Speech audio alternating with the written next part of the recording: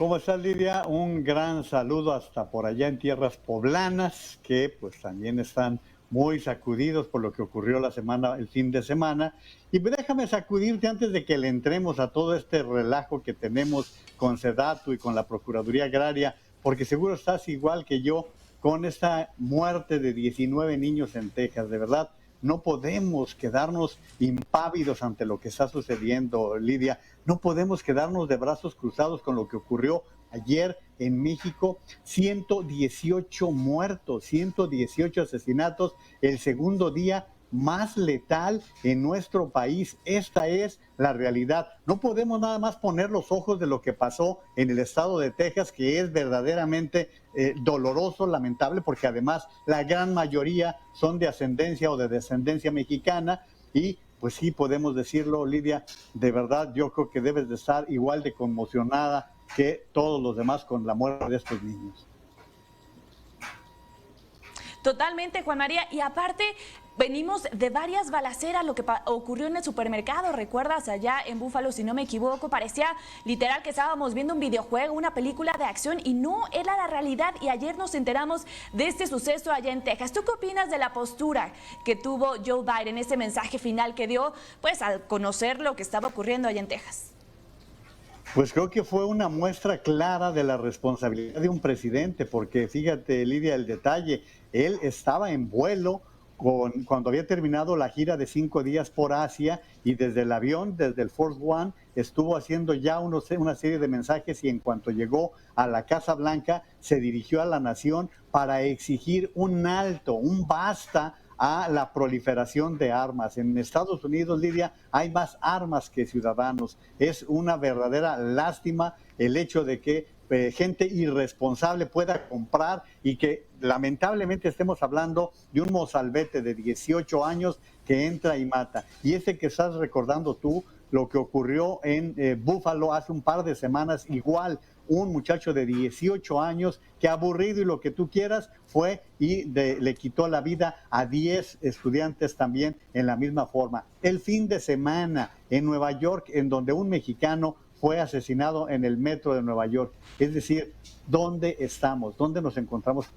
Y cerraría esto con el conmovedor mensaje que expresó ayer el coach de los Golden State Warriors, el equipo de básquetbol de San Francisco, que está por llegar a la final del básquetbol profesional, y que dijo: ya basta, ¿para qué vamos a hablar de entrenamientos de básquetbol cuando acaban de perder la vida una serie de niños? Esta conmovedora reacción de Steve Kerr, que le ha dado la vuelta a las redes sociales por la indignación de esta celebridad, porque estamos hablando de un hombre campeón con los Chicago Bulls, que fue compañero de Michael Jordan, que ha sido campeón con los Golden States, que ha sido campeón con los Spurs, y aprovecha esta fama para indignarse por lo ocurrido el día de ayer, Lidia. Creo que nos habla claramente de qué es lo que estaba sucediendo, y ahora sí, tú dirás, nos vamos con el tema de hoy aquí en Mega Noticias.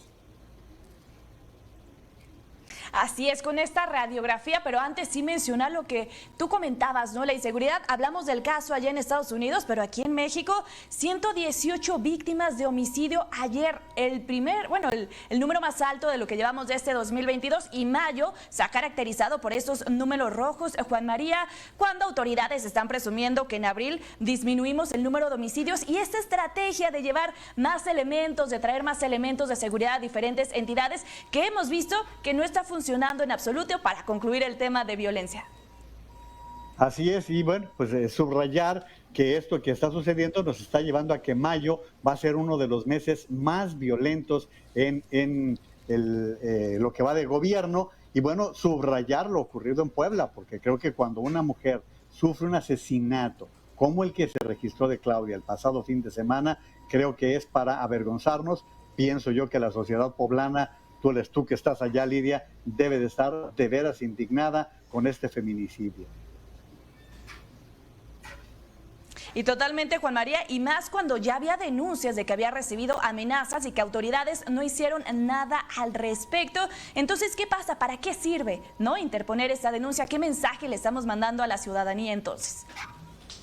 Así es. Y mira, yendo al tema que nos proponías, Lidia, el pasado 6 de septiembre, vas a recordar, porque yo te vi dando la noticia en algún momento aquí en Mega Noticias, ocurrió la inundación en Tula, Hidalgo, una inundación que afectó a más de 30,000 personas que perdieron, 30,000 personas que tenían comercios, pero más de 70,000 damnificados.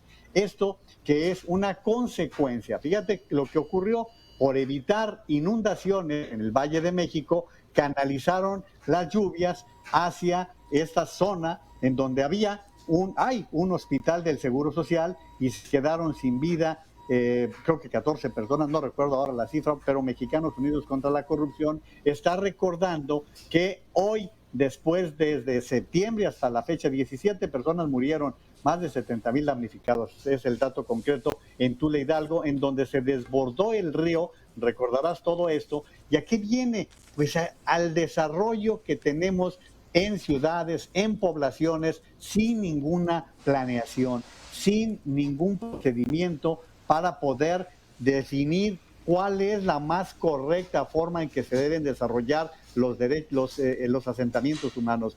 Mira, Lidia, esta historia es muy añeja, viene desde el siglo pasado, en que el presidente Lázaro Cárdenas determinó el reparto agrario. La reforma agraria que encabeza Lázaro Cárdenas es motivo de una gran controversia, así como hay mucha gente que le elogia porque fue un movimiento social, también hay muchas personas que advierten que no es tanto el problema de que se repartieran las tierras, sino que se repartieron mal, porque las tierras se le entregaron a muchas personas que no sabían ni qué hacer o que estaban en localidades ajenas a sus centros de desarrollo. Todo esto desarrolló el ejido. El ejido ha sido una de las fórmulas que igual hay quienes lo elogian porque la autosuficiencia de las familias muchas veces se logra con esa parcelita de 1 hectárea que pueden tener y en donde pueden producir sus granos, pueden alimentar que los puerquitos, que las vaquitas, sí, en muchas ocasiones, pero en la mayoría de los casos no ocurre así.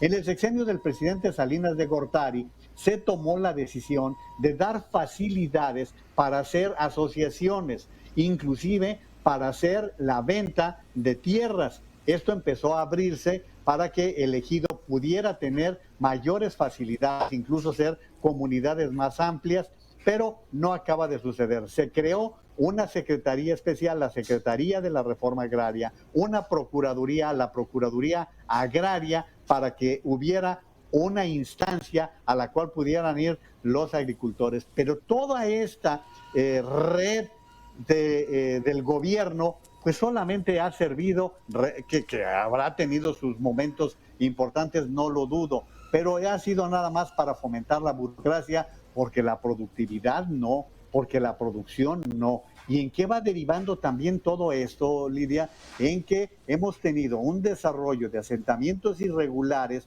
en las ciudades. Bueno, yo te podría decir, Guadalajara ha tenido un desarrollo humano en muchos lugares que no son los adecuados para que la gente construya sus casas, pero se van estableciendo estos asentamientos irregulares.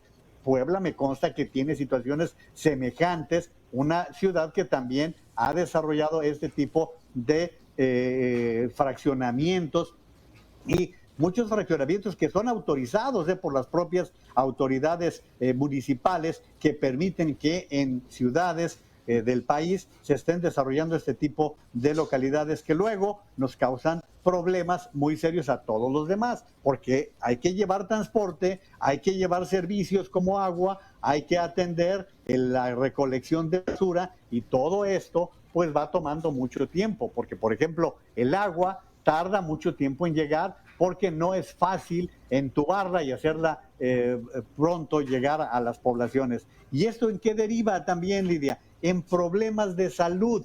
¿Por qué? Pues porque estas personas, que allí estamos viendo imágenes que así viven, estas personas que viven en condiciones con un suelo de tierra, sin agua potable, pues entonces empiezan a desarrollar enfermedades de diverso tipo que nos van generando otro tipo de conflictos.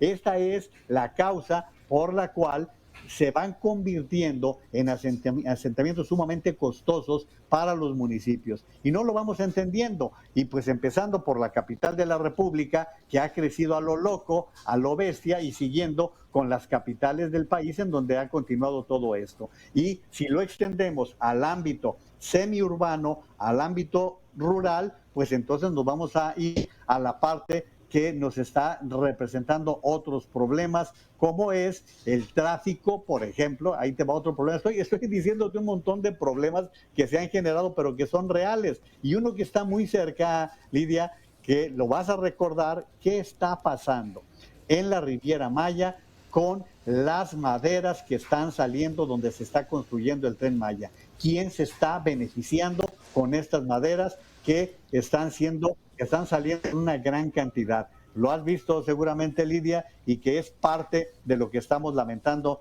con este desarrollo del Tren Maya, que podrá tener muchos beneficios, pero por lo pronto ya se ha llevado grandes extensiones de terreno que eran muy productivos en materia de selvas.